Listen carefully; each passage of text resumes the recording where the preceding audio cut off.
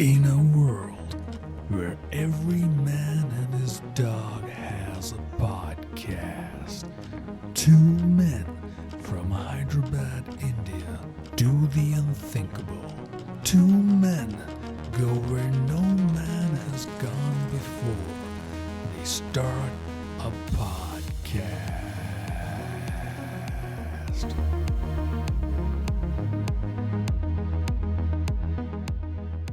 What is up, beautiful people? Welcome back to the ThyGap podcast, episode number 2.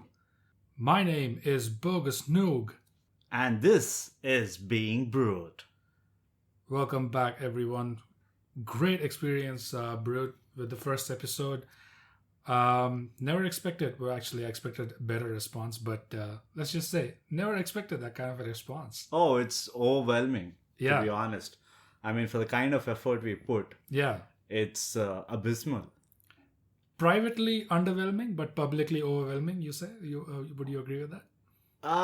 Privately underwhelming, publicly also underwhelming. I think that's how I would put it. Wow, you're not giving them any scope. No. See, I'm a guy who doesn't cut a lot of slack for others.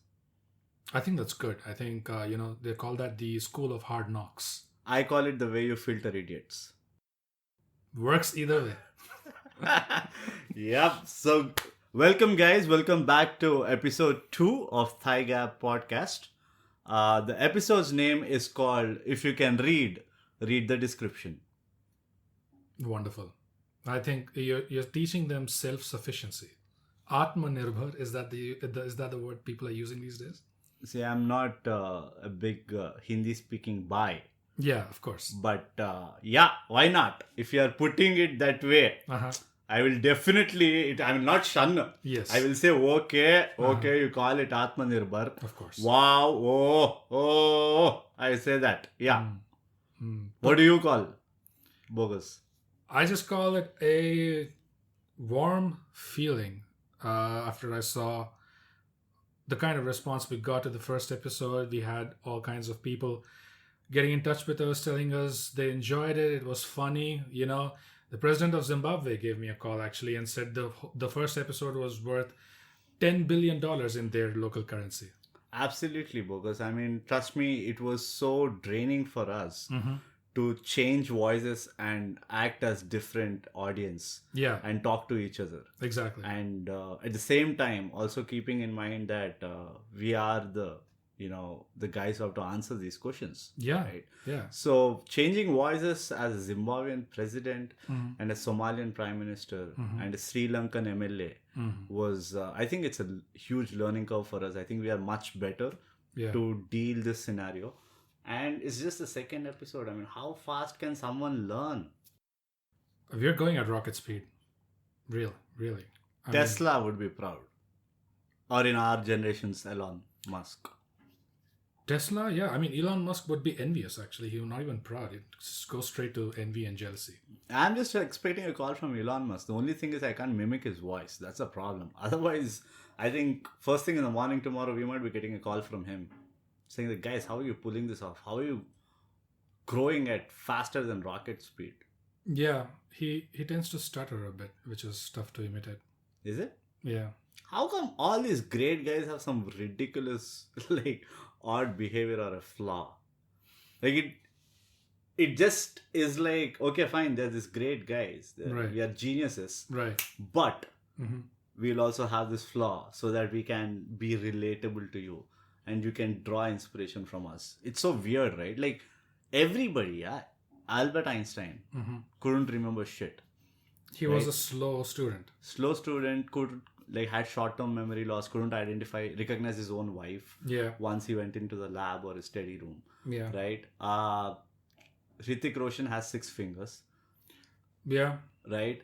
Amitabh Bachchan was dyslexic, or Abhishek Bachchan, either of them, doesn't matter. One of the person in the family is dyslexic. Right. Elon Musk stutters. Mark Zuckerberg had he had a public speaking issue or something like that. No, he has a face of a robot. Cyborg would be a better word. Cyborg. Yeah. But you see what I'm saying, right? Yeah, yeah. Get what I'm saying. Yeah. I mean, So at that level, we should have the number of flaws we have. Right. I mean, it's not even a joke. They should probably start working on pretense, some kind of pretense flaw or eccentricity. Like, you know, after every sentence we have to scratch our heads or something. Maybe that will make us look like geniuses. Yeah. Yeah, I in fact kind of had that habit also. You remember Austin Powers, right? The movie? Yeah. Mm-hmm. I was so taken with that movie. Groovy, baby. Groovy. What was that? Oh, hello. No, what was? Oh shit! How can I forget? Oh, behave. Oh, Something like behave. that. Yeah. Yeah. But anyways, Yeah. Doctor No, Yeah, Dr. No. Doctor Evil. Sorry, not Yeah. not Doctor No. Doctor No was James Bond. Yeah. Doctor Evil used to do that, right? I want $1 million. Dollars. Yeah. And then he his puts pinky. his pinky in his mouth. Yeah. Yeah. I started doing that like a lot till people started like stop shaking my hand because I kept putting my pinky in the mouth. Mm-hmm. But yeah, I tried it. I don't think I had any success. But I'm sure behind your back they were like, I'm disgusted by his hygiene, but he may be a genius. Yeah, I hope so. Because he's doing something real. Yeah, but what's the point, right? They never told me, so I don't know it. Now is the chance. They may start leaving us comments in the comment section, actually, saying, Yeah. Brute. Optimism has always been my weapon. Yeah. So I'm sure a lot of people, I mean, we should technically be flooded with comments for this episode for sure. Mm-hmm. Does Spotify allow comments? They have other ways, guys. You know, right? Yeah, we have Twitter, we have Insta, we have Spotify, we're going to have YouTube. Yeah, we're going to have YouTube, which is a big work. I think that would be a big step for us. Yeah. And another thing is, I think we can cut this part out, Bogus. Don't address the audience. Like, why not? Because you know our audience are a little shy. You know, They are. That's the reason why we have to call each other as audience and like give us a pat on the back. Ah, damn. Right. Mm-hmm. But what's up? What was your learning from the last episode to this? My learning was I had no idea. I didn't realize the last episode went up to almost 2 hours in runtime. Oh yeah. Yeah. I was surprised when some of the listeners, like the president of Zimbabwe, and Sri Lankan MLA. Yeah, they were like, dude, this is going for 2 hours, man. So I was like, oh shit, our target was about 1 hour or something. I guess it was just too effortless or something. Like, are we too natural? It just went for 2 hours without us realizing it. First of all, Bogus, I think we are freaking geniuses. Okay. Yeah, I mean, we scratch our heads after every sentence. That being said, we don't even have flaws. Just eccentricities. No, we just use toothpaste. We don't have any flaws. Like right. As an Indian, we don't floss. We don't floss. There's no floss. Of course. So it's just toothpaste and your age-old finger. Just a finger and the toothpaste. Any finger. Any right? finger, yeah. It might be index. It might be ring. It might be middle. Right? Doesn't matter. Depends on the teeth size. Exactly. Right? And we have big teeth. Let's be honest. Okay. What do we have to hide? So a lot more to chew on. A lot more to chew on, a lot more to eat on and fill our stomachs with. But there's no flaws. That's the thing. I just want to put it out there again and again. Right. No flaws. No floss. Flaws. Flaws. I think it's been established pretty well now. I'm sure that is one thing that no one will be able to forget about us. Absolutely. That we have no flaws. Flaws. What is the plural of floss? Have you ever thought of that? Flosses? Shit, man. So, good. This has been great.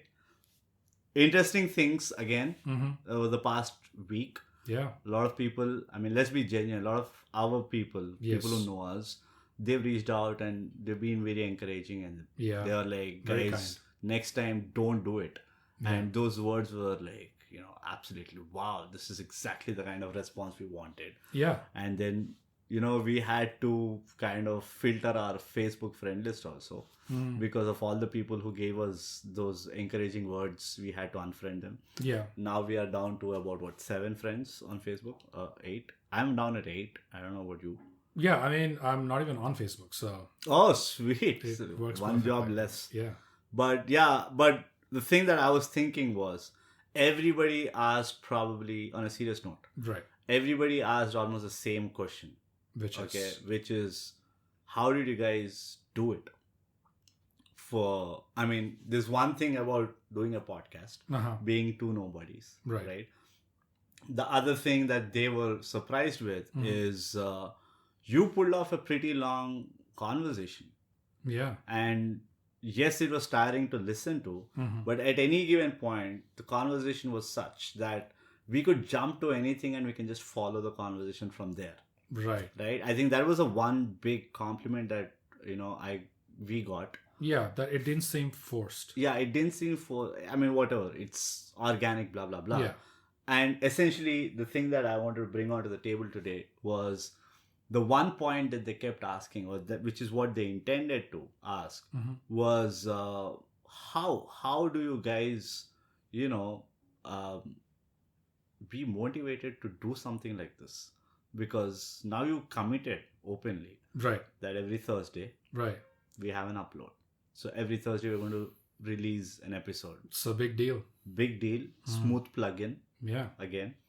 And they're like, how do you stay motivated? Because you spoke so much in the first episode. Now you are supposed to speak so much in the second episode and the following episodes. Right. So what is your motivation force? Right. What was the whole motivation that you have? Or how do you plan to go about this and all?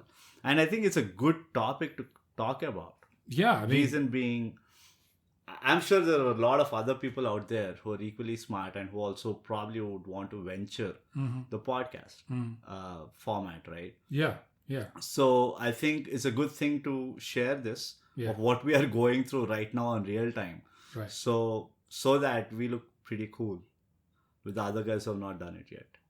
I mean, yeah, let's go for it.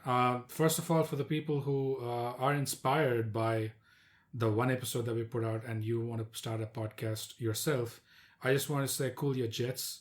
Just wait until we get popular first. Yeah, yeah. And then maybe think about it. Like, seriously, come on. Okay. The other part of the question, which is, how did we record this episode? There's a thing called recorder you buy. It requires 4 AA batteries. That's the most important thing. 4 AA batteries, you put in that thing, you press record, you're off. Are you sure that people understand these kind of technical aspects of podcast recording? Because these are very technical. There's a recorder, there's 1, 2, 3, not 1. Yeah. Not 2. Yeah. Not 3. No. There are 4. 4 batteries. Yes. And now there's another complication on top of it. That is the record button. Oh, they're AA. Yeah. They're AA. Yeah. Like, we grew from an educational system which only showed us 1A. Right. And for most of us, not even that. Unfortunately. Right? Yeah. So how do we explain AA? Well, if it seems too complicated, that's the reason why I said don't get into podcasting. Just sit back, relax, and listen to the ThyGap podcast. Well, that's the best idea. But what was our motivation?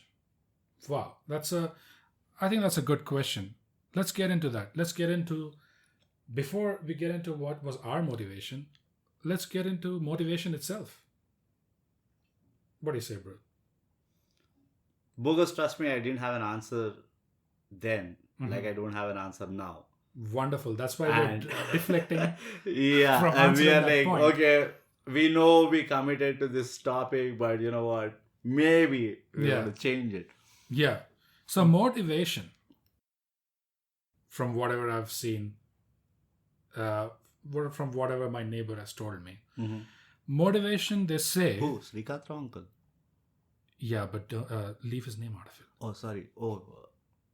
Uncle from 502? Yes. Okay. Motivation, they say, is the experience of desire or aversion. The second part is something I was not aware of. I knew desire. Oh, you're actually explaining the meaning of motivation? No, I'm just saying, not meaning, but this is the reference of what other people are talking about, Okay. Experience of desire or aversion. So it's either you want something or you want to avoid or escape something. Now, the latter I was not familiar with. I was only The aversion part? the aversion. But I think it's self-explanatory. It makes sense. Yeah. Yeah, I'm not arguing against You're that point. motivated to quit smoking. That is Right. technically like your aversion to not do that activity. Exactly. And at the same time, you're motivated to build your body. Mm-hmm. Also includes that you have to show aversion to certain junk food so that you can have a healthy living. So yeah, it makes sense. It makes sense, right? It makes sense. Yeah. But what doesn't make sense? I mean, is there anything you want to add? Or There's always more, but go ahead. What Yeah. doesn't make sense? Exactly. What doesn't make sense to me is how does it feel? Mm. You know, for example, like one of the most complicated emotion is love, right? Right. Everybody, since day and age, or like since the early mankind has started or whatever, Mm-hmm. love is always this most complicated emotion people, experience. Mm-hmm. And yet somehow you know how love feels. Yeah. Because it's not necessary that you love a person, but it might be what was your first love? Technically, it is that toy that you had, Yeah. right? Or a fancy cricket bat, or your dad's car, for Right. instance. Like if your dad had a cool car, then you are like, I love my dad's car. Right. So you know that aspect of attraction, or you know that aspect of, what do you say, attachment, Mm-hmm. right? But so similarly, like Right. you have other emotions which you can relate to. Mm-hmm. From where I come, I don't relate to motivation. Okay. I relate to determination better Mm-hmm. than motivation, I guess. Okay. Uh, I see what you're saying. And you hear what I say, Bogus. Don't see what I say. no, see in the sense, have you watched Avatar? I see you. When they put their hand flat on your face. Never go John Lucas on me, okay? James Cameron. Potato, they're all Americans. They're all Americans. At this stage, I think there's no distinction among American population. But yeah, all lives matter, guys. But yeah, I see what you're saying. If you are to get into the etymology of the word motivation, and guys, don't freak out if this starts to sound a little bit nerdy, but it's very important to understand where these words are coming from. There's a reason why it's called motivation and it's not called donkey. There's a very good reason why, and the source of the word plays into that. All right, so let's break up motivation. Okay, are you with me, bro? Motivation. Yeah, Bogus, so let's make this like a segment, right? Right. I'm your student Mm-hmm. and you're my teacher. So let's do a role play. Okay. Just so that we make this conversation interesting. It's improv and we're Right. talented and genius. So, All right, Balake. Listen up. All right. Guruji. Motivation. Break up the words. Mo Momo. is the past participle sound of a cow. Guruji. But I have a doubt. Already, no, shut up. Wait. Let me finish the word. Okay, Guruji. Mo is the past participle of the sound of a cow. Guruji, I have a doubt. No. Okay, Guruji. All right, okay, fine. What is the doubt? Guruji, this is English class, no? Yes. Okay, Guruji, that was my doubt. Okay. Tea is the popular drink that Brits like but originated from China. All right, pay attention. Mo, tea, okay. Ve is... Guruji. Okay, what? It's the root. What's the root? Way is the root. Like direction. Which is the way? That is the way. That is the root. No? Correct? Are you going to teach me now or am I teaching you? Who's teaching who? Sorry, Guruji. I apologize. Pay attention. We covered mo and tea. Ve is what the Jews like to say a lot. Oy ve. Okay? Shun was popularized by a South Indian politician. Do you have any examples for shun? Yeah, Guruji. Why not? Go ahead. So, For 2 marks. So, Guruji, imagine I'm a Baba with all orange clothes and everything. And then imagine my disciples, especially the women disciples, Uh, are falling where is on this? my Uh-huh. are falling on my chappal. Okay. So I can't shun. I have to That's accept. yes. Thank you, Guruji. I got 2 Yes. marks, no? You get 5 marks. Aye, thank you. And you get a high five. Wonderful. Awesome. Motivation. Or in other words, motive is something that causes a person to act, is related to motion or the causing of motion. So motive, the root word of that is mu, which means to push away. So any which way you look at it, right, there's motion, movement involved in that. So that's the reason why motivation is, as they say, is directly related to you wanting to do something or wanting to get away from something, aversion or desire. All right. Now, what they say also is that there are 2 types of motivation, according to the great Wikipedia, which must not be trusted, of course. Guruji, if Yes. it is from Wikipedia, do I still have to be in the class? I'll go home and read, no? No, you have to be here only. Because Wikipedia cannot be trusted. Okay? They say there are push and pull types of motivation. So there is push motivation and there is pull motivation. Guruji, this is very similar to Tanmay Bhatt's whole humor philosophy. Is it? There is punch up, there is punch down joke, there is punch up joke. Yes. And then there is you pull joke, then you push joke. Okay, that's a whole other drama that we have to get into at some other time. But push and pull motivation, I'll give you an example for push and pull. Okay, Guruji. Shah Rukh Khan in Bazigar, Yes, Guruji. what does he do to Shilpa Shetty? That is push motivation. Oh. You see? Oh.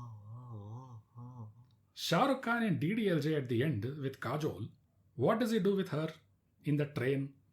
That is pull motivation. Okay. Calm down. Now, actually what push and pull motivation is you want something, like you're trying to lose weight, or not in your case, that doesn't apply. You're trying to quit smoking. You're trying to quit smoking. Okay. But it's not something that comes naturally to you. You want to do it, but you feel like you have to push yourself to do it.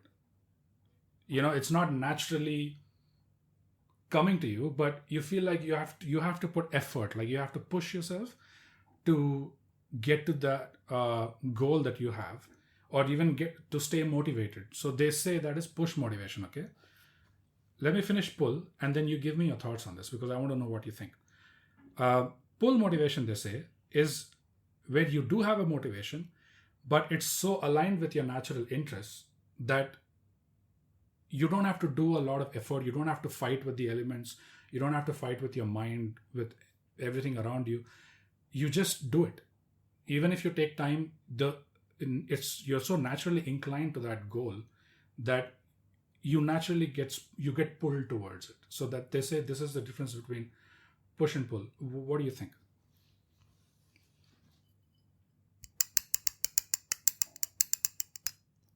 Okay, now that the class is over. Mm-hmm. Good class. Thank you. I just feel it's just complicating a simple theory. Of course. To be really honest. But let me throw this out. For someone who, it may be complicating something simple for you, and it's important to note that it's very hard to get to a simple stage. Yeah. Simplicity is tougher, right? Where I am right now, I'm a evolved being. So Of course. I'm not, like I said, I don't cut anybody any flack. Spare a thought for those who are coming into this. I'm going to speak to the merit of the word itself. Okay. Or the meaning or the theory that you speak. I'm not going to speak on behalf of anybody, or neither am I going to judge somebody for not looking at it this way. I'm just going to give my subjective opinion about it, right? Please. This whole concept of push motivation or pull motivation, for me, is the second step. Okay? Okay. The first step, the primary step that I want to understand is, how do I empathize with motivation or to motivation? How do I relate to that as a frame of mind? Like, you do certain things when you're determined. You Right. do certain things when you're lazy or you procrastinate. Actually, you don't do things when you you're don't lazy. do. I mean, you still do by not doing it. That's what is. You do something else. You do something else, Exactly. right? But you get what I'm saying, right? Yeah. So what I want to with motivation, Uh-huh. the tricky part is you really don't know, I really don't know when it starts. People talk about, oh, dude, I realized that this is what I wanted, and post that I've been motivated, right? There's a different theory that I have. For me, it is more like I'm determined to do it. So the moment I get determined, Right. I'm at it. Okay? But whereas, so somewhere in that scheme of thought, there is motivation. Okay. I mean, the only point is, like you mentioned, which might be true, and I'm not taking anything away from anyone. For some people, maybe making that additional step is also very important, right? To be motivated so that they become determined might be important. Actually, I heard that's the proper order of things, which Yeah. is it starts with motivation. Once you start doing it, that's when determination. Which is what I'm saying. For me, I don't Starts understand that step. That one. The first step. The first step of motivation, right? I thought hard about it, and when people kept asking, and I'm going to that real-time scenario, right? When people kept asking me, what motivated you? What happened? Like, how did you end up here? Etc. Etc. Like, I also want to know, because it's not necessarily podcast, but they might be trying to apply it to something else, right? Like, say, opening a boutique, or my wife wanted to make soaps, which is ridiculous. I don't understand why she wants to make soaps. Or starting a podcast. Or starting a podcast, right? Whichever. But the point, what I'm trying to say is, everybody is searching for that reason to be motivated. And my question to them is, why not just be determined? I mean, how is it making it any different for you? I'm sure it must be. But I'm here to understand, and this is where I want your, understanding of how is that one step of motivation. Because, okay, before you say it, I'm going to give you the background of why I have absolutely, or borderline zero regard to the whole concept of motivation. Okay. Up-teen number of motivational speakers out in the market. Yes. And another gazillion books about how to be self-motivated. Who moved my cheese? Who moved my cheese? Who stole my cheese? Who sold my his Ferrari? Yeah. Freaking I mean, there's a plethora of books, right? And one of the things that I always observe is they all follow the same basic principle. That is, you do hard work, you be dedicated, and you have absolute willpower, and you'll achieve success. But all these statements, just for namesake, start with motivation. Okay? You know what I'm saying? They start the conversation with, you need to be motivated. And then they immediately jump to all these more, according to me, okay? It's a debatable thing. They jump to these more realistic, more tangible aspects. Like hard work, dedication, focus, all those things which are executional stuff, right? Motivation is just a lever for you to get into the action mode, right? So, but there is somehow undue importance put onto motivation. And I see that to be a little baseless. I agree with you there. I think it is undue importance because motivation is not even the main thing. Motivation is only the aspect where you start to want something. And if you put too much importance on just wanting something, what happens to the part where you actually start working for it? It's like you're a fast bowler and you're shining the ball so that it swings. Right. But you're not even bothering about bowling the ball. You keep shining the ball. Like you're sitting in the pavilion and you're rubbing the ball off your balls. Yeah. And you're just keeping it pristine, clean and shine. Yeah. But you never bowl the ball. So you don't even know how much the ball is going to swing or whatever. Motivation is like that act where you don't know how to bowl the ball, but you're shining the ball, right? But if you have a bit of chewing gum in your pocket hidden somewhere and you're rubbing the ball against it, now you're being smart and you're actually doing something too. Yeah, I would not go with the chewing gum. sandpaper would be like Sandpaper. straight up. Oh yeah, beautiful. Yeah. Chewing gum basically doesn't. Yeah, I don't think it does anything to the leather ball, but People have tried. no, it's not chewing gum. It is Vicks. It's that menthol. It's not chewing gum, idiot. Weren't these Australian guys trying to chew gum so that it creates that sugary No, that was candy. saliva? Candy. Not chewing gum. So they were rubbing the candy Uh-huh. onto the leather ball. Okay, Because okay. the candy has that sticky this thing, right? Right. So they used to take a spit. It's not South African. It's not Australians. I think it's English guys and all. Gummy bears, candies. Wait, you're giving me a culture shock. It was not our Aussies who did that? No, I mean there was this whole incident, right, of Zahir Khan and Kevin Peterson, where Kevin Peterson was dropping gummy bears onto the pitch. Yeah. On And the Zahir pitch. Khan kind of lost it. As if like he's like a super crazy batsman. I mean, if I was Zahir Khan, I was in the place of Zahir Khan, I would have just picked up and eaten the gummy bears and like, dude, chuck it. Yeah, I mean, I probably another 20 balls is what I'll survive. what a waste of But- perfectly good gummy bears. Like, I mean, Kevin Peterson is rich. yeah, And, he doesn't care. maybe they But- were like B grade ones. We are digressing, We're digressing. like always. Yes. But that's my point, right? Like motivation understood by people properly is a big question that I have. Right. It's needed for some, maybe. Like, I'm not going to comment. Like, I don't know the resourcefulness of motivation. Mm-hmm. But what I am putting on the table is, do people even understand that? How it feels, what it does to them, or etc. etc. Yeah, I think that's where the factor of push and pull seemed helpful to me, at least, where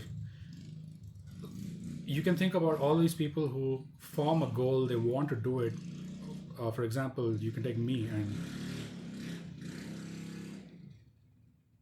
and working out, for example. I've been wanting to work out. Sorry, I lost you there. Can you repeat that again? Yeah, so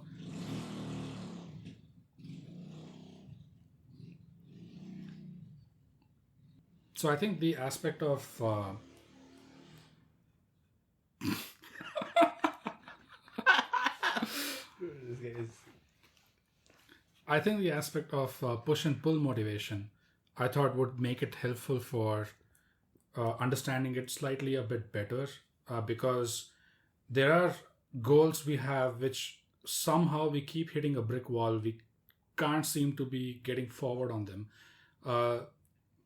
Like me and physical fitness. Yeah, it's been a very long time. I've wanted to get to a proper stage. But I think push motivation is what's happening there, because it's not natural. It's not like starting a podcast for me, which we have been planning for a while. But eventually we've done it. Whereas the other thing is still laying unaddressed, But I want to come back to something that you pointed out, which is, I think, important, which is people who are thinking they need to have a motivation in the first place. You mentioned this, and I think that is an even lower stage, unfortunately, where people are confused and they want to be motivated by something rather than already having identified like what they want. They're stuck in the feeling that I need to. It's like step 0. It's not even step 1. It's not like I need to achieve these as goals. I'm motivated towards that. It is rather one step back, which is I need to figure out what to be motivated by. Like, I need to figure out what are my goals, So that, I think, is a lower step even. That gives a different turn now, right? Like, now that you put it like that. Mm-hmm. What is the difference between desire and motivation then? So I think desire is just wanting something, whereas from what we saw, the helpful Wikipedia definition is motivation is desire to do something or aversion to not do something.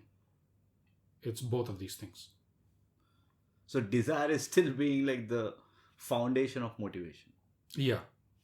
Right? Desire to either do something or which not do addresses the previous question, Mm-hmm. which is like, if you don't have desire, then there is no use of motivation also, because there is no place for motivation. Yeah, I agree with that. Right? Either you're completely enlightened or you No, have no clue about yourself. Enlightened is still like a far-fetched These are thought. the only two scenarios I see where you don't have desires. No, in the sense, okay, what enlightenment do you need to like get fitter, No, I don't need anything for that. right? But you have the desire of becoming fitter. Oh, absolutely. Yeah. Correct? Yeah. So if you don't have the desire, does motivation have a place in the whole flow chart, I don't think so. right? Yeah. Now, the second way of looking at it, now I'll go to the other end. Now I have a desire Okay. and I want to achieve it. Okay. Now I need to be determined to achieve it, Yes. right? Yes. So I still don't see motivation fitting there. No, when you say I want to achieve it, that's your motivation. When you say determined, Which is what I'm saying. It's so intangible. It's so negligible. Because it's a very small step from desiring something, and then you converting that desire into a determination and ultimately, achieving it. I don't disagree that it is negligible. In fact, I think that is the ideal measure of it. It should be negligible. And that's where things are going wrong, where people nowadays are putting so much importance, all these motivational speakers, like you were saying, so much importance on this negligible step, on what should be a negligible step in the process. Yeah, but because it only sounds organic, right? I think it sells more. That's the reason why Yeah, they're sticking to it. exactly. It sells more. Yeah, absolutely, dude. Yeah. I mean, it's a good selling book, right? I mean, it's a good selling point, not book, sorry. But it's a good selling point. Yeah. It's somehow the society managed to glorify this aspect, which in reality should be close to zero. Close, yeah. You should not be in that zone of being motivated or being, having to be motivated and all that for the long time. Because the longer you are in that phase, you basically are procrastinating, in other words. Yeah. Right? Yeah. I mean, that's so ironic, but that's what you're doing. Yeah, I think what's happening is because this step one itself is being built up so much, is being put on such a big pedestal. Yeah. It's giving people anxiety to even so many start. other problems. Yeah. And trust me, there's so many friends of mine, which I'm not going to name. Of Prakash, course. Srinivas, Rakesh, Yeah. Rupesh, Santosh. all of these. Santosh, we both know Santosh. Yeah, we have. I mean, we know the kind of problems he went through. I mean, Yeah. this whole new podcast for that. Yeah, but let's not name any names. Yeah, let's not take names. We don't want to like put down on people. Right. But all these guys are still trying to figure out the answer for how do I get motivated. And my simple question is, for what? Like, what is it that you want to be motivated for? You have a goal. Yeah. And you have a plan. You just have to bring them together, right? But you start participating in the plan. Yeah, but don't you think if the question they're asking is how do I get motivated, don't you think it's because there's no strong enough plan in the first place? Or strong enough goal. That's what I mean. Strong enough goal in the first place? Yeah, I think so. That's what I feel, that the weaker your goal is, right, the more you lean on to such aspects, right? For example, I mean, let's talk about ourselves, Okay. like always. Right. 8 years, we've been pondering with this idea, and it was not motivation that brought us here. It was this delusional determination that, makes us sit here today, right? We never lost focus on it. We always somehow saw that, this is going to be an inevitable reality, right? And when I look back at our story itself, like this particular chapter, I was lost to place where motivation played a part. Okay. I see it a little bit differently, which is until we made that first step of actually doing something about it, I would say we were constantly motivated to do it. Once we did the first step, then determination came into the picture to keep it going. That's how I see it. So you're saying after ideation, you get into this action mode, or after realizing a certain goal, Yeah. you get into the action mode. Yeah. How long do you think we took that? Like, how long was that period? Let's put like a timeline. I mean, I don't think we can put a timeline because even before we met, we had some kind of a vague idea of what we wanted to do or what the direction we want to go in. So I would count all of that period also as a motivational Really? phase. Oh, okay, that's one thing I fail to Mm. wrap my head around. Fair enough. I mean, like every man for himself. Yeah. Again, but this is just my perspective where I feel that if somebody is lacking motivation, for Right. example, Right. my genuine suggestion is like, I think it's time you revisit what you want, Yes. right? Because like you said, and which is so beautifully put, with such less vocabulary skills, Yeah. you need to be in that motivation phase for the least time. It has to be negligible. Yeah. Right. Yeah. It has to be. Motivation should not become a hurdle in itself, Yeah. right? So if I'm not being motivated to what I want, then maybe it's time I revisit what I really want. Maybe I should go back a couple of steps and think, okay, is this what I really want? Right? Yeah. Before basically I'm just trying to say, if I have to draw an analogy, am I entering the right playground? Right? Am I playing the right sport? Yeah. Because if I'm in the cricket ground and I'm dreaming about tennis, then motivation will not help me go anywhere. It will not make me practice that extra 4 hours. It will not generate determination for me. Yeah. Right? It will not generate that, the kind of razor sharp focus I would need to achieve something, on a day-to-day basis. I'll not have the drive to learn, which is, I think, one of the biggest, drawbacks of not achieving something, right? Yeah. So, yeah, that is how I would put it. If you think you're a person who's just stuck in that whole dilemma of how do I get motivated, then I think, boss, you need to just go back and recheck on what you really want to do. Yeah, and I just want to add on to that, which is... First of all, appreciate what I just said, okay? Because it's just two of us. Mhm. I think I deserve an appreciation for what I just said. I demand. Okay, it was beautiful. Okay? Thank you, boss. Okay. Yeah. Just to add on to that, I think it calls for pause. Just take a pause and think of it in terms of push and pull motivation. Like the goals that you have set for yourself, do you find that you're having to push yourself every day towards that? Do you find that you have to exert so much energy and stress towards getting there, or is it something that is pulling you naturally? Is it something that's making use of your inborn talent or inborn skill? And with pull motivation, they also there's something related to that which they call flow theory. Flow theory is where people who play sport can understand what flow theory is, which is being in the zone.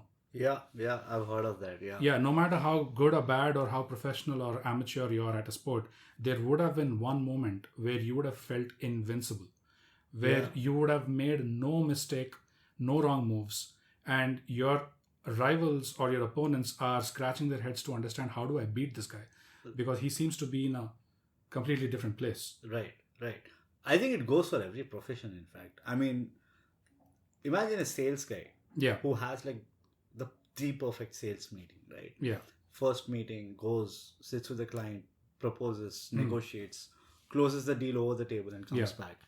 It's just one of those things, right? And the main thing is, would he have ever reached that state if he was not even passionate about what he was doing?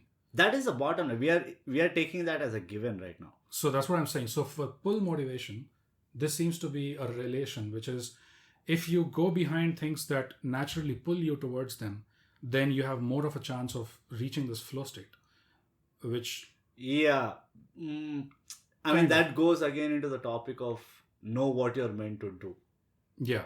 Know your skills, know what you're naturally good at. And, all those Tare Zameen Par movies that have been made are all about this, right? Like, identify the kid's natural talent and encourage him within that, because it will become easier or he'll start enjoying it. Yeah. All that. So I think that's a completely different school of thought. So what you're saying is, if anyone is confused, they should just pick up a brush and Start painting. start painting. Start and see painting. what happens. Yeah. Yeah. Neighbor's house, like owner's house, Yeah. any house. Roads. Nowadays, I think governments are encouraging a lot of artists to paint the walls on under the Oh flyovers. my god. Yeah. And all that. So yeah, there are programs for jobless people that the government is encouraging. I think that was a good primer on motivation. Absolutely. We haven't really answered the main question, which was what motivated us, but we did go into motivation itself, which is Answering the bigger question. it's the bigger question. Yeah. We take the higher road. Absolutely. Yeah. If I could just suggest something to people who are in the corporate world, there is an old video on YouTube. Okay. It's about motivation. You know, those animated kind of some guy drawing with a Sharpie. Yeah. Very That fast. illustration stuff. Illustration. Correct. So it's that kind of video. I don't remember by who exactly, but if you type the word motivation, it will be there in the top results. So it's a pretty good video that explains how motivation works in the workspace. TLDR version of that is, if you want to motivate people, it is much better to explain or give them a reason as to why they need to do something, rather than try to figure out incentives or some kind of a reward system to say, okay, I'm going to motivate them by creating this reward, and I'm going to ask them to do a good job because they should hope for the reward. Instead, just explain to them why it is important that they need to do a good job, and this kind they of found that had better results. this reminds me of that joke that Anirban Das Gupta has told, which is a fantastic joke. Go ahead. He said that, you know what happens if your employees are motivated? Mm-hmm. They leave. Yeah, right. I think that was the best way anybody just put it out there. That if you have like a bunch of motivated guys under you, then they basically leave. They go chase their own dreams or whatever, right? Yeah, and it's the corporate's job to keep them interested and keep them motivated. Yeah. The best people will leave. In the name of motivation. Yes. Yeah. Like, what's your favorite color? So I think we've spoken a lot about motivation without really knowing what it actually means. I mean, Which is what geniuses do. yeah, They they're can armchair experts, bro. Speak anything. Mm-hmm. Like if Sanjay Manjurekar and an Akash, what is it? Akash Chopra Oh yeah, can speak about opening batting. right. Trust me, we can speak about God. It gives us a right. Absolutely. Birthright. Yeah. So I think it's time for, what our audience always come for our podcast for. The whole thing? Yes. Right. That was a trick question. And you answered right. High five. Recommendations. Movies or books or TV shows. Do you want to go first? Do you want me to go first? How do you want to do it? Yeah, before I even do that, I just want to, call out that this is one of the most ridiculously horrendous introduction to a segment in the history of podcast. Hey, we'll improve, man. Just give us time. It's just a second episode. But I'm just trying to call out. Hence, I'm calling out Okay. that this needs improvement. All right. I acknowledge the horrendousness of the introduction. Good boy. All right. Very good. First movie I'd like to recommend to you guys is Once again, this is undoubtedly one of the most horrible jumping into a segment Right. in the history of podcast. Got it. Okay. I think we gotta tell it out Okay. what we're doing right now. Got it. Acknowledge that as well. Good boy. Before I continue, you do not interrupt in a podcast. That shows how horribly prepared we are. I apologize. Wow, it's so humble. We are humility. Dr.Strangelove, or How I Learned to Stop Worrying and Love the Bomb. Believe it or not, that's the entire title of the movie. I'll repeat, Dr. Strangelove, or How I Learned to Stop Worrying and Love the Bomb. Very Is it relevant movie. Is it a part of a series or is this is just a movie? This is the movie. Oh, sweet! I didn't know that. Oh, it's a classic movie, and I would say very relevant for our times because it's a dark comedy about the futility of war. All right, this movie is set in during the Cold War, when the tensions were at their peak between US and USSR, and they were, first of all, they were in a space race, then they were in a nuclear race, then they were in a spoon and nimbu race, all kinds of races they were having with each other. This is set during that point of time where the Cold War tensions were at a peak, and there was a stalemate between US and USSR. And in the US, there's a rogue general who lets a bomber take off without anyone's knowledge. Okay, it's a bomber jet with a nuclear payload on it, and it's going to Russia. All right, the president doesn't know, the chief of staffs don't know, nobody knows about this. This plane just takes off from a remote Air Force base in the US, and everyone gets to know about it only after the plane has taken off. And what this general has done is he changed the, they have these codes to communicate with Tango, Charlie, all that stuff. Beta, Alpha, Sambar, Idli, all that stuff. So he changes the codes as soon as the plane takes off. So no one else is aware of what the codes are. No one knows how to get in touch with that plane. And the people in the plane themselves, they are instructed not to get back in touch with anyone on the ground. So they are basically dark. And this general has gone rogue. He's not communicating with anyone in the White House. So everyone is running around in a panic because there's a nuclear payload on a bomber that's headed to Russia, and no one knows what's going on. No one has control of the situation. Then you have the Russian president calling up the US president and yelling into the phone, asking like, what's going on, because they're now preparing their nuclear attack. So as soon as the hit is confirmed on USSR soil, multiple cities in the US are bye-bye, right? So that's the situation. Now, it does sound serious, but the movie is actually a dark comedy. It's actually one of the funniest movies I've ever seen. Stanley Kubrick was the director. If anyone doesn't know, Stanley Kubrick is one of the best filmmakers to have ever lived.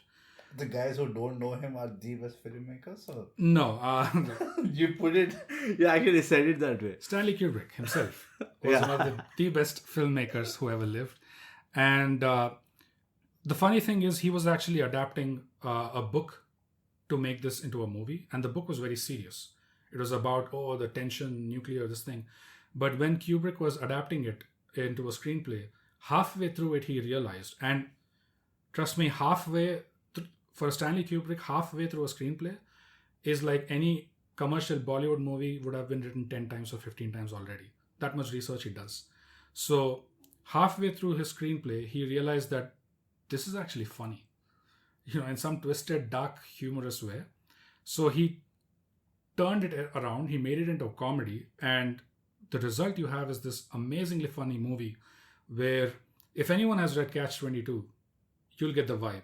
It is exactly that. It's very funny about the futility of war, about how little control people have over anything in their life. And things just go from bad to worse until the end. And it's a movie of hope and of optimism.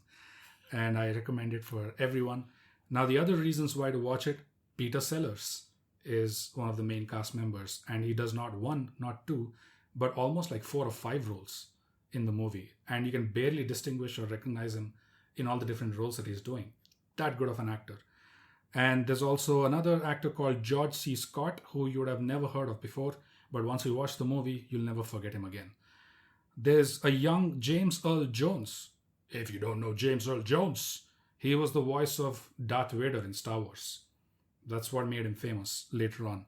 So guys, all in all, an amazing movie. Definitely watch it. Dr. Strangelove, or How I Learned to Stop Worrying and Love the Bomb.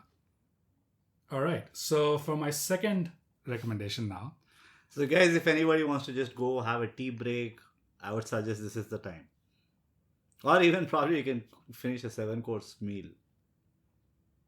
Too bad, time's up. Second recommendation now is called, it's a TV show called Utopia. It's not something that went mainstream, so it's not something you'll find easily, but it was a show on Channel 4 in UK, and it was made by a guy called, the creator's name was Dennis Kelly. That's how you'll find it on IMDb. It's not something you'll find on any of the OTT platforms as well. Unfortunately, you're going to have to dig and find absolutely legal ways of watching it. Okay. So Utopia is another dark comedy. We're on the dark comedy theme today. So it's night. It is dark. This TV show is based on the whole comic book culture. The comic book nerds. There are a bunch of comic book nerds who frequent these forums online, and there is one niche cult which follows a series of graphic novels called the Utopia Experiment. This graphic novel actually had illustrations of disasters, worldwide disasters that actually came true in the past. Like Simpsons. What? Like Simpsons. I mean, Simpsons is a whole different thing. But yeah, this is very conspiracy theory related as well. So this niche forum online with these few comic book nerds who are discussing with each other every day, there's only one topic on their mind. There is another sequel, or there's a next version of this Utopia Experiments graphics novel, which is not sold anywhere, which only the manuscript exists somewhere. Don't know where it is, but they're trying to trace it. They're trying to find the manuscript because that graphic novel has illustrations that predict the disasters to come in future. There is something to do with a virus, hint, hint, and there's something to do with population control, hint, hint. All these things. So these guys are trying to track it, okay? And ultimately, one of them lands the manuscript. As soon as they do that, they figure out that they're being chased by this hidden cabal society called the Network, and they're trying to chase them down, and it's a cat and mouse chase throughout, but it is extremely funny. And one of the biggest selling points of this TV show is actually the amazing soundtrack. It's one of the best soundtracks I've ever heard, and you can find it on Spotify. And also the sound design, the cinematography, the character design, so deeply done for every character. No matter how peripheral a character is, you feel like you know them. They're an organic, like natural person. So Utopia by Dennis Kelly, my second recommendation. Definitely watch it. Brute, let me break up. Brute, I'm done. I'm done with my recommendation. Go ahead. Yeah, so great recommendations, Bogus. I mean, probably one of the longest recommendations also. So is it my turn? Can I say? It is your turn now. Oh, awesome. The floor is yours. Fantastic. So the first recommendation I got is this awesome movie that I watched long back, right? On a DD Metro channel. Really? On a very, it's true story, man. Go ahead. Me and my mom watched it. Okay. I still remember it because the name of the movie was so weird. Mm.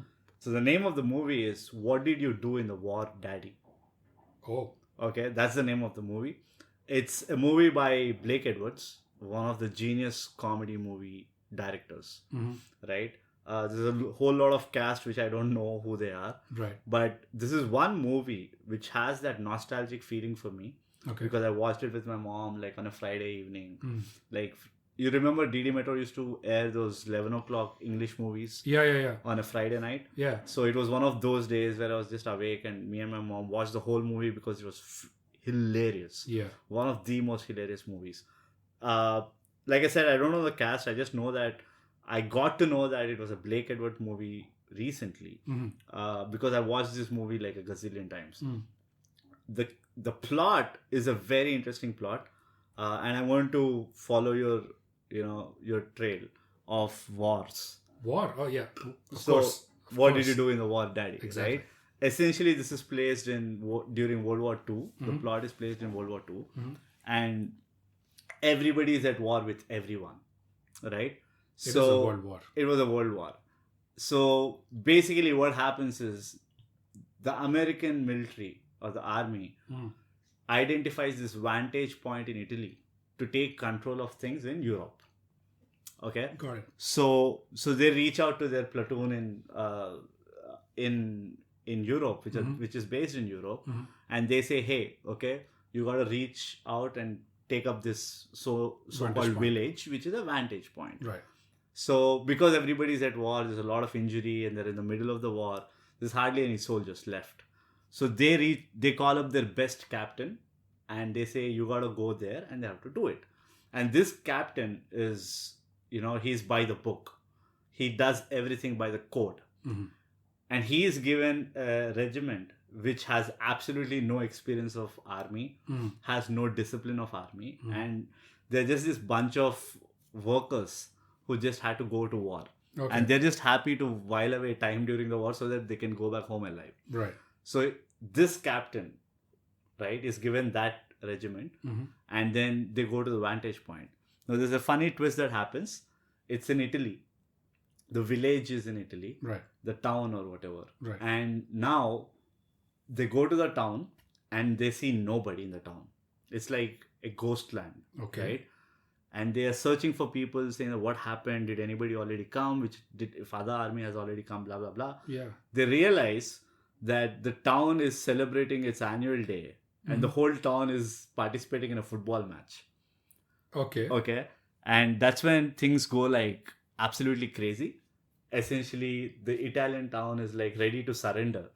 But their condition is, we will only surrender the next day because they have their annual day celebrations that evening.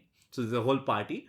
So we want to party first and then we'll surrender the next day. Okay. But this captain is by the book, right? So he doesn't like, no, you either surrender now or later. Yeah. And the regiment is all for the party, right? So they convince the captain saying that, it's a one-day thing. Okay. We'll send a message to our base saying that we got like a minor resistance but we are on we have the upper hand and we can get this in control. Because it's just a matter of a night, right? Right.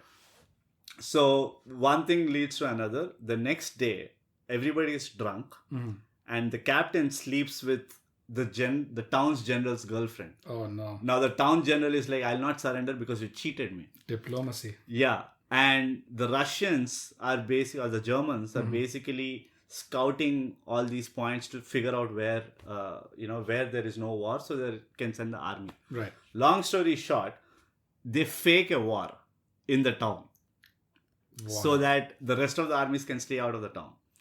Okay. And then the Russians come in, they try to like take over. It's a happy ending story, but it is undoubtedly one of the most funniest movies that I've watched, which is based on war, right? In the thick of war, something so huge of comedy of errors can happen. Yeah. And somebody actually visioned it and put it on screen. It's a fantastic job. So that's my first recommendation, guys. Blake Edwards, what did you do in the war, Daddy? Nice. The second recommendation is probably one of my favorite actors. Yes. It's a movie where there is Russell Crowe and Christian Bale. Okay. And it's called 3:10 to Yuma. Right. And it's not a very high-spoken movie, but it is definitely one of the best movies that I've seen. Not very mainstream. It's not very mainstream. I think it's still in the very early stage of Bale's career as well as Crowe's career. Or Russell Crowe, I think just did the other movie with DiCaprio. Quick and Dead. Quick and the Dead. Quick and the Dead. I think Russell Crowe just was getting fame, but Christian Bale was still relatively new. Because he still had that lisp in this movie. Oh, I think it was pretty later on for both of them, actually. No. Even for Russell Crowe. No, this came in 2000. Okay, it came whenever it came. Right. Christian Bale only did like one movie before this, which was American Psycho, which is Okay. another great movie. Oh yeah, of course. Shit, I just lost one recommendation there. But We'll get the to it. plot of the movie is, I'll keep it simple. Russell Crowe is this notorious bandit, and it's a period movie. It's a western. It's a western, western genre movie. Yeah. And it's a period movie of 1800s. And the plot is basically Russell Crowe is this notorious bandit, and he's supposed to be taken to a prison called Yuma. Right. And while he was being escorted, what happens is they stop at this small town, and because he's such a huge gangster or a bandit, Right. he has so many other enemies, right? Right. And everybody is trying to take a revenge on this guy. So he somehow comes into this situation where Christian Bale, who is an upcoming sheriff, who is again one of the by book kind of a guy, who's Right. very idealistic and ethical. Yeah. He saves Russell Crowe from all the other rivals, Right. Saying that no, this guy has to go through the laws of justice and he'll be punished through justice. You Right. should not take the justice in hand. Yeah. Yeah. The typical talk. Yeah. And at some point down the lane, what happens is the roles kind of reverse, where they kind of have they develop this brotherhood relationship. And finally, so I'll not reveal anything else. Christian Bale, essentially, it becomes his job alone to take Russell Crowe and put him into the train, which will transport him to the prison. Yeah. So that's the plot. It's surprisingly very interesting movie. It does. Oh, yeah. One of the few Western, genre movies which is not very slow. Yes. Generally, Western movies are kind of slow. They have that heavy. They have this huge, long breathing scenes. They have a meditative pace. Yeah, About them. they have. Yeah, they have that. You need to kind of get soaked into the movie, right? Yeah. But this is not like that. It's pretty fast. It's relatively fast when compared to the genre. And again, great acting, man. I mean, you could see the signs of, stars in the making. Yeah, you have Bale and Russell Crowe. Yeah. Right? And Russell Crowe was this was pre-Gladiator. So it was just before Gladiator. Okay. So, this movie actually catapulted him into bigger roles. Like The Beautiful Mind, Gladiator, and there was this series of hits that he gave, right? So that's my second recommendation, guys. 310 to Yuma. It's spelled 310 to Yuma. And 310 is like the clock. So it's called 310 to Yuma because the train that goes to Yuma arrives at 3 o'clock. It arrives at 310. Yeah, 310. Sharp. In the afternoon, not in the night. It's in the afternoon. Yeah, because they didn't have permission to shoot in the night. Yeah, I mean... social distancing was out there right then. Curfew. It was curfew. It was curfew. Yeah. Great. So I think 4 recommendations, good to go. 4 recommendations, yeah. I think that's good to go. We Awesome. went into motivation. I'm sure we're both quite curious to know what comments would come out of, especially the motivation bit. Let's not kind of like mainstream this, bogus. Okay. Let's just say, what is your take, guys? Like, we want to know what's your take. And you can reach out to us any way you want. There's no pressure, right? You can reach out to us on Twitter. You can just hashtag ThyGap. Right. You can reach out to us on Insta. Yeah. You can just follow our page and message us directly. Yeah. And it would be an interesting thing to read your comments because, it's lockdown and we are jobless. Yeah. And let's not get too sidetracked also. I would say instead of give us your take, give us your input. Yeah. That's about it. The end. Hey, thanks for listening. You can follow this podcast on Spotify to get notified of new episodes every Thursday. We're also on Apple Podcasts for those of you who have partaken in the forbidden fruit.